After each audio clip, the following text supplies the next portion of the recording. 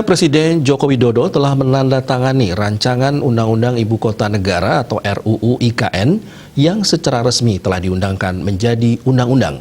Tenaga ahli utama Kantor Staf Presiden KSP Wendy Tuturong di Jakarta membenarkan menjadi Undang-Undang Nomor 3 Tahun 2022 tentang IKN. Pada 18 Januari 2022 diketahui rapat paripurna DPR RI ke-13 masa persidangan 3 tahun sidang 2021-2022 juga sudah menyetujui untuk mengesahkan RUU IKN. Namun untuk memulai pembangunan ibu kota baru, menurut Wendy masih harus menunggu aturan turunan.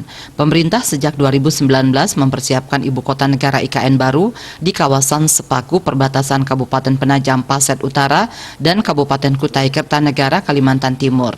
Dalam pasal 1 RUU IKN yang disahkan DPR pada 18 Januari 2022 lalu disebutkan ibu kota negara bernama Nusantara dan selanjutnya disebut sebagai Ibu Kota Nusantara adalah satuan pemerintahan daerah yang bersifat khusus setingkat provinsi yang wilayahnya menjadi tempat kedudukan Ibu Kota Negara sebagaimana ditetapkan dan diatur dengan undang-undang ini.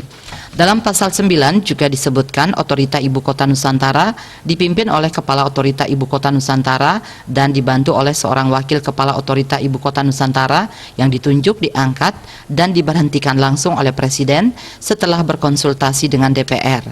Pemerintahan daerah khusus IKN Nusantara yang disebut sebagai Otorita IKN ini tingkat kementerian dan bertugas melakukan persiapan, pembangunan, dan pemindahan IKN sekaligus pengguna anggaran atau pengguna barang.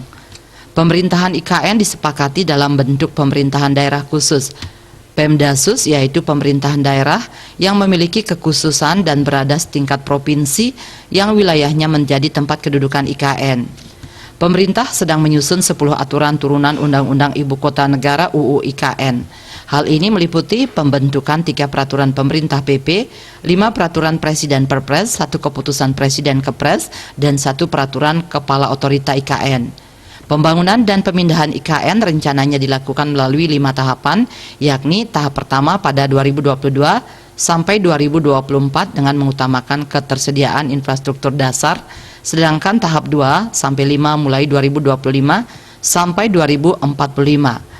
Pemerintah memperkirakan total kebutuhan anggaran untuk IKN mencapai 466 triliun rupiah yang akan dipenuhi melalui APBN sebesar 89,4 triliun rupiah, 253,4 triliun rupiah dari kerjasama pemerintah dan badan usaha KPBU, serta 123,2 triliun rupiah dari swasta. Bali Pos melaporkan.